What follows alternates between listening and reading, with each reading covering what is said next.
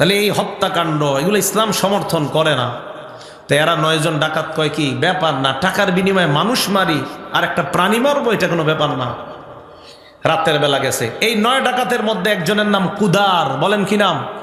কুদার, কফ দাল আলিফ র, কুদার। তাফসিরে জালালাইনে তার নাম আসছে, নাম কি? কুদার। 9 জন ডাকাত যায়। যাওয়ার পর কুদার নামক ডাকাত সর্বপ্রথম উটনির উপর হামলা চালায়। ডাকাতরা উটনিটাকে রাতের বেলা হত্যা করার পর সকালবেলা এলাকার মধ্যে খবর ছড়ায় যায়, আল্লাহর কুদরতটা কারা জানি হত্যা করছে। সবার মধ্যে আতঙ্ক। এখন আযাব যদি এলাকায় আসে সবার উপর আসবে। সালেহ নবীর কানে যায়, পয়গম্বর কারা জানি রাতের বেলা আল্লাহর কুদরতটা হত্যা করছে। সালেহ নবী উটনির কাছে আসলেন আর বললেন, কারা এই কর্মটা করলা? তাড়াতাড়ি বলো, অন্যথায় আল্লাহ আমাকে জানায়া দিবে। 9 জন ডাকাত তারা বলে, নবী যেহেতু আল্লাহর মাধ্যমে জেনে নিবেন, চলো একটা কাজ করি, আজকে রাত্রে নবীকেই হত্যা করি। বলেন নাউযুবিল্লাহ।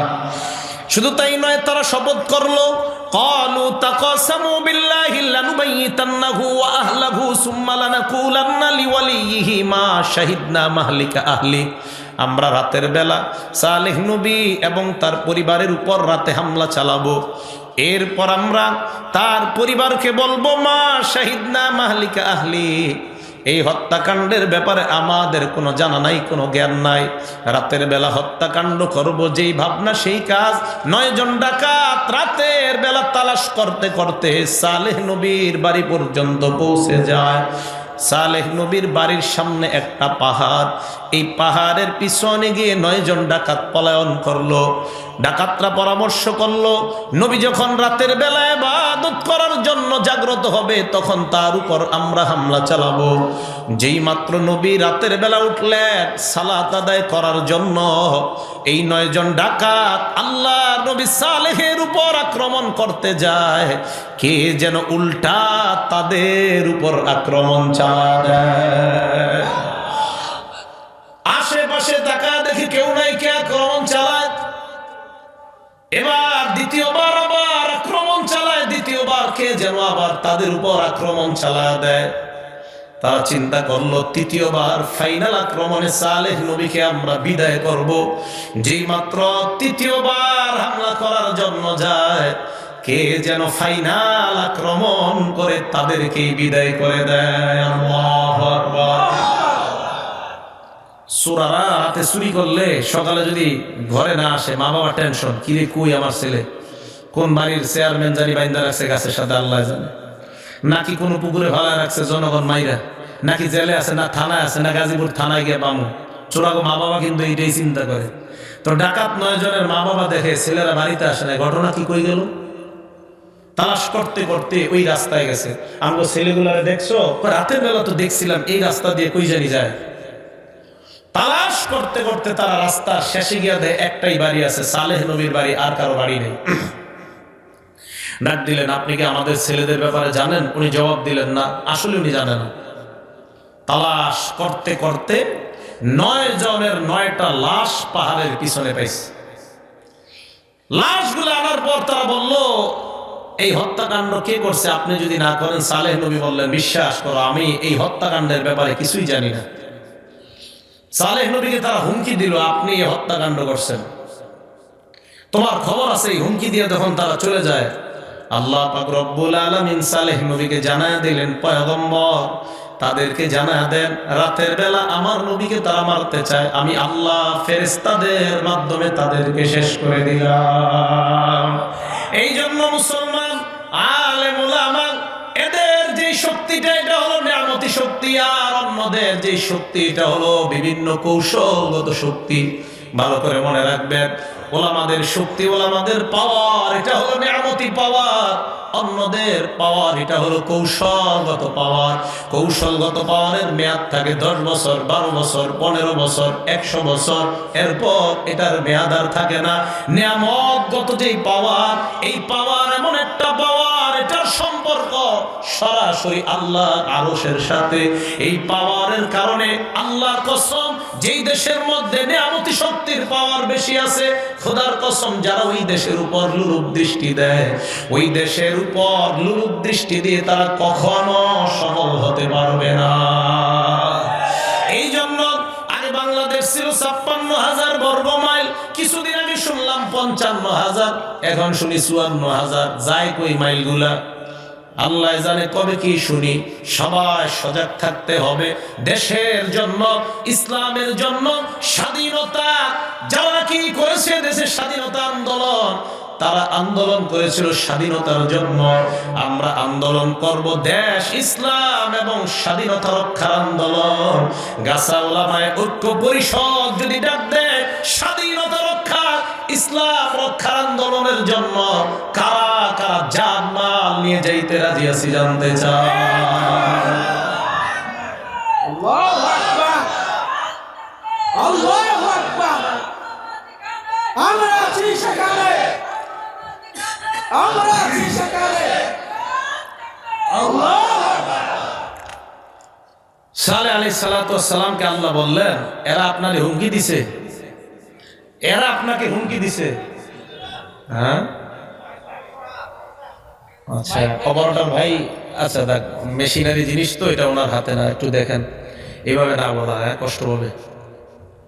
হ্যাঁ, অনেক মাইক তো হয়তো ভুল হয়ে গেছে, এইভাবে বললেন না, কষ্ট পায়। অপারেটররাও মানুষ তো কষ্ট পায়। সব মাহফিলে বেচারারা এমন চাপের উপর থাকে, মাঝে মাঝে মায়া লেগে যায়, এত চাপের উপরে থাকে। আসলে হয়তো হয়ে গেছে। আল্লাহ আমাদেরকে সব বিষয়গুলা খুব ধৈর্যের সাথে, ইসলামী মূল্যবোধের সাথে যেন আমরা সমাধান করতে পারি, আল্লাহ তৌফিক দান করেন।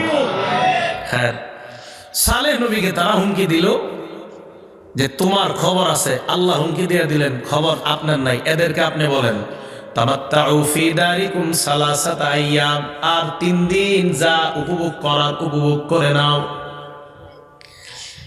৩ দিন পর আযাব আসবে। যালিকা ওয়াদুন গায়রু মাকযুব, যে আযাব মিথ্যা খবর নয়। আমি আল্লাহর ঘোষণা কখনো মিথ্যা হতে পারে না, আযাব আসবে। সালেহ পয়গম্বর জানায় দিলেন, সামুদ জাতি তোমরা কেন এমন অপকর্মটা করলা? শুধু তাই নয়, প্রথম আল্লাহর কুদরত তোমরা হত্যা করলা, এরপর আমি নবীর পর্যন্ত হত্যা করার ষড়যন্ত্র করলা। আল্লাহ জানায় দিছেন ৩ দিন উপভোগ করে নাও, এরপর তোমাদের শাস্তি আসবে।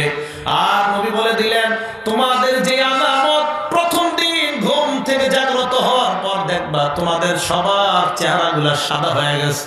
দ্বিতীয় দিন ঘুম থেকে ওঠার পর দেখবা সবার চেহারাগুলা লাল বা হলুদ হয়ে গেছে। ৩ নম্বর দিন ঘুম থেকে ওঠার পর দেখবা সবার চেহারাগুলা কালো হয়ে গেছে। যেই মাত্র কালো দেখবা তখনই বুঝবা আযাব এসে যাবে। ওই সময় তোমরা আযাবের অপেক্ষা করবা। হঠাৎ সামুদ জাতি একদিন ঘুম থেকে ওঠার পর প্রত্যেকের চেহারাগুলা সাদা হয়ে গেছে। স্বামী স্ত্রীকে ডাক দিয়ে বলে, স্বামী আমার, তোমার চেহারা এমন সাদা কেন দেখা যায়?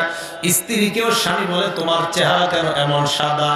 এই সাদা মানে যেই সাদার কারণে মেয়ে বিয়ে দেওয়া যায় এমন সাদা না। এই সাদা হলো যেই সাদার কারণে বিয়ে বাধা হয়ে দাঁড়ায়। শ্বেত শ্বেত সাদা আসেনি এরকম, ওই যে একদম পুরা সাদা কেমন জানি। আল্লাহ সবাইকে এই রোগ থেকে হেফাজত করেন। নবীজি আল্লাহর কাছে দোয়া করছে, আল্লাহুম্মা ইন্নী আউযু বিকা মিনাল বারস। এই বারস মানে শ্বেত রোগ।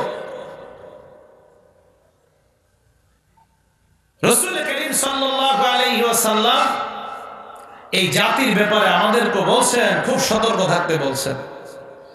সামুদ জাতিকে এই কথা বলার পর হঠাৎ একদিন তারা ওইটা দেখে তাদের প্রত্যেকের চেহারাগুলা সাদা, যেই সাদা ভয়ঙ্কর সাদা। একজন আরেকজনের কথা বিশ্বাস করে না। দুনিয়াতে তারা সর্বপ্রথম আয়না আবিষ্কার করছে, আয়না।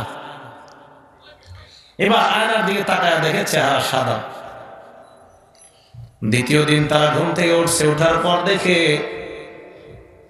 ইহমাররাত উজুহুহুম আও ইসফাররাত উজুহুহুম, তাদের চেহারাগুলা লাল অথবা হলুদ হয়ে গেছে। ৩ নাম্বার দিন ঘুম থেকে ওঠার পর তাকায় দেখে ইসওয়াদ্দাত উজুহুহুম, তাদের চেহারাগুলা কালো হয়ে গেছে। যেই মাত্র দেখছে চেহারাগুলা কালা হয়ে গেছে, ওই মাত্র সালেহ নবী বললেন, অপেক্ষা করো, আযাব আসার অপেক্ষা করো। সালেহ নবী বলার পর সামুদ জাতি আযাব আসার অপেক্ষা করতে লাগলো। হঠাৎ তারা দেখে একটা বাতাস তাদের উপর আসছে। এমন একটা বাতাস, ঠান্ডা বাতাস, যেই বাতাস দেখার পর তারা বলে এটা আযাব না, এটা আমাদের জন্য রহমত। সালেহ নবী বললেন একটু পরে বুঝবা এটা রহমত না তোমাদের জন্য গজব। এই কথা বলার পর বুখারী শরীফের ব্যাখ্যায় মুফাসসিরিনে কেরাম লেখেন, তগত এমন একটা বাতাস, যেই বাতাসটা তাদের নিয়ন্ত্রণের বাইরে চলে যায়। ওই বাতাসের মধ্যে তারা তাকায় দেখে একটু পরে আসমান থেকে পাথর বৃষ্টি হয়। এই পাথরের আঘাতে সামুদ জাতিকে আল্লাহ শেষ করে দিলেন। আল্লাহ বলেন আমি তাদেরকে সালেহ নবীর মাধ্যমে হেদায়েত দিতে চাইলাম, হেদায়েত গ্রহণ করে নাই, তাই তাদেরকে ধ্বংস করে দিলাম। এই জন্য তোমাদেরকে আমি আল্লাহ শিখায়া দিলাম। পড়েন সবাই, ইহদিনাস সিরাতাল মুস্তাকিম। তোমরা আমার কাছে হেদায়েত চাও, একবার যদি আমি আল্লাহ দোয়া কবুল করে নেই, উভয় জগতে সফলতা দান করে দিলাম। এই আওয়াজটা একটু কমান। হযরত নূহ আলাইহিস সালাতু ওয়াস সালাম, ওনাকে আল্লাহ একটা জাতি দিছে। নূহ আলাইহিস সালাতু ওয়াস সালামকে একটা জাতি দিছে, বাস এইবার ঠিক আছে। নূহ আলাইহিস সালাতু ওয়াস সালামের নাম কি বলেন তো? কি নূহ বলেন না? কি ওনার নাম নূহ না, তাফসীরে ওনার নাম আসছে কয়েকটা, আব্দুল গাফফার, আব্দুল জাব্বার, আব্দুল্লাহ আসছে। 18 নম্বর পারা উলামায়ে কেরাম আছেন, 18 নম্বর পারা তাফসীর জালালাইনের হাসিয়াতে দেখবেন ওনার নামটা আছে ইসমু আব্দুল জাফফার, আব্দুল জাব্বার, আব্দুল গাফফার অথবা আব্দুল্লাহ। হযরত নূহ আলাইহিস সালাতু ওয়াস সালামকে আল্লাহ একটা জাতি দিছে। এরা তো নাফরমানি করতো। নূহ আলাইহিস সালাতু ওয়াস সালাম প্রচুর কাঁদতেন। কানতে কানতে আরবিতে যারা কান্না করে তাদেরকে আরবিতে বলা হয় না হায়া নূহ, নূহান মানে কান্না করা। এত নবী এই এত পরিমাণ কানছে, আল্লাহ কয় যেহেতু এত কান্দে হ্যাঁ নাম রেখে দিছে নূহ। কান্দুন না নবী, নূহ মানে খালি কান্দে। যিনি মাই বলা ভাই প্রথমে যেরকম ছিল ওইটাই রাখেন, ওইটাই ভালো ছিল। আমরা ব্যাস এত আওয়াজ দরকার নাই, আমার শ্রোতারা বুঝতে চলবে আমার কথা, বাইরের লোকেরা না বুঝলেও সমস্যা নেই। ও এখন নাই, ওইটা দিয়ে দেন। হ্যাঁ আচ্ছা আচ্ছা। হযরত নূহ আলাইহিস সালাতু ওয়াস সালাম ওনার জাতিকে দাওয়াত দিলেন। দাওয়াত দেওয়ার পর ওনার জাতির মধ্য থেকে 40-42 অথবা 80 থেকে 82 জন মানুষ মুসলমান হয়। নূহ নবী নবুয়ত পাইলেন 40 বছর বয়সে, 950 বছর দাওয়াত দিলেন। হইল কত? 990। বন্যার পরে আরো 60 বছর বেঁচে ছিলেন, হইল 1050। এই 1050 বছর নূহ নবীর আল্লাহ হায়াত দান করছেন। নূহ আলাইহিস সালাতু ওয়াস সালাম এদেরকে দাওয়াত দেওয়ার পর এরা যখন দাওয়াত গ্রহণ করে না, নূহ নবী আল্লাহর কাছে দোয়া করলেন, আল্লাহ ইন্নাকুম আসাউনি, এরা আমার নাফরমানি করে, আল্লাহ লা তাযার আলাল আরদি মিনাল কাফিরিনা দাইয়ারা, একজন কাফের কেউ দুনিয়ার মধ্যে আপনি রাখবেন না। দাইয়ার ব্যাখ্যা বুখারীতে আসছে দুইটা। 1 নাম্বার দাইয়ার শব্দের অর্থ বসবাসকারী, 2 নাম্বার দাইয়ার অর্থ আহাদান মানে একজন কেউ আপনি দুনিয়ার মধ্যে রাখবেন না।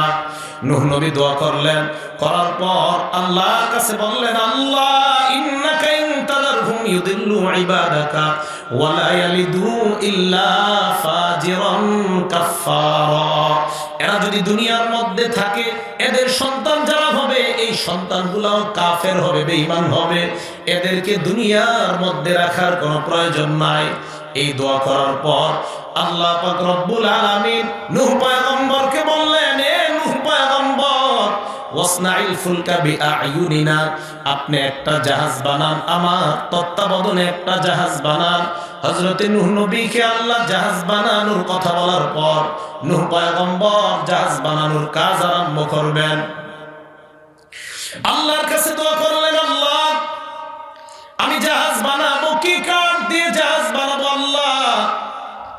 আল্লাহ বিধান দিয়ে দিলেন, আপনি শাল কাঠ দিয়ে জাহাজ বানান। কি কাঠ? শাল কাঠ দিয়ে জাহাজ বানানো উনি শুরু করবেন। দুনিয়ার মধ্যে তালাশ করে দেখে কোথাও শাল গাছ নাই। আল্লাহর কাছে দোয়া করলেন, আল্লাহ শাল গাছ কোথাও তালাশ করে পাই না, জিবরাইল আমিনের মাধ্যমে শাল গাছের চারা আল্লাহ পাঠায় দেয়। হযরতে নূহ নবী শাল গাছ লাগানোর পর বড় হয়, এবার কাঠ বানায়। কাঠ বানানোর পর বললেন, আল্লাহ কাঠ তৈরি করলাম, এবার কিভাবে আমি বানাবো? জাহাজের ইঞ্জিনিয়ার প্রয়োজন। জিবরিল আমিনকে আল্লাহ জাহাজ বানানোর ইঞ্জিনিয়ার হিসাবে পাঠায় দিলেন। এই জন্য পৃথিবীতে সর্বপ্রথম পানির জাহাজের ইঞ্জিনিয়ার হলেন হযরত জিবরাইল আলাইহিস সালাতু ওয়াস সালাম। শুধু তাই নয়, দুনিয়ার মধ্যে এই যে আল্লাহর ঘর, এই ঘর যিনি ইঞ্জিনিয়ারিং করেছেন সর্বপ্রথম, ওনার নামও জিবরাইল আলাইহিস সালাতু ওয়াস সালাম। ডিজাইনার, যিনি ডিজাইন দেখায়, হযরত জিবরাইল আমিন এসে বললেন, নূহ পয়গম্বর জাহাজ বানানোর কাজ আরম্ভ করেন। আল্লাহ আমাকে পাঠিয়ে দিয়েছেন কিভাবে জাহাজ বানাবেন দিক নির্দেশনা দেওয়ার জন্য। তুলহু সামানুনা জিরাআ, লম্বায় হবে 80 গজ। ওয়া আরজুহু 50 জিরাআ, পাশে হবে 50 গজ। ওয়া তুলহু ফিস সামাই 30 জিরাআ, জাহাজের সামনাটা আসমানের দিকে হবে 30 গজ লম্বা। জাহাজের সামনাটা হবে মোরগের সামনের মতো, জাহাজের পিছনটা হবে মোরগের পিছনের মতো। এবার আবার প্রশ্ন, কি কাঠ দিয়ে তৈরি? লম্বা কয় গজ? 80 গজ। পাশে কয় গজ? কি কাঠ দিয়ে তৈরি? লম্বা কয় গজ? পাশে কয় গজ? সামনাটা আসমানের দিকে কয় গজ? 30 গজ। সামনাটা দেখতে মোরগের সামনের মতো, পিছনটা দেখতে মোরগের পিছনের মতো। এই দৃশ্য দেখানোর পর নূহ পয়গম্বর জাহাজ বানানোর কাজ আরম্ভ করবে। আল্লাহর কাছে দোয়া করলেন, আল্লাহ জাহাজ যে বানাবো মাবুদ, আমার তার কাটার প্রয়োজন, পেরেগের প্রয়োজন, বিভিন্ন আটার প্রয়োজন। আল্লাহ বলেন প্রয়োজন নাই, কাঠ বিসমিল্লাহ বলে লাগানোর আরম্ভ করেন, আমি আল্লাহ কুদরতি ভাবে লাগায় দিব।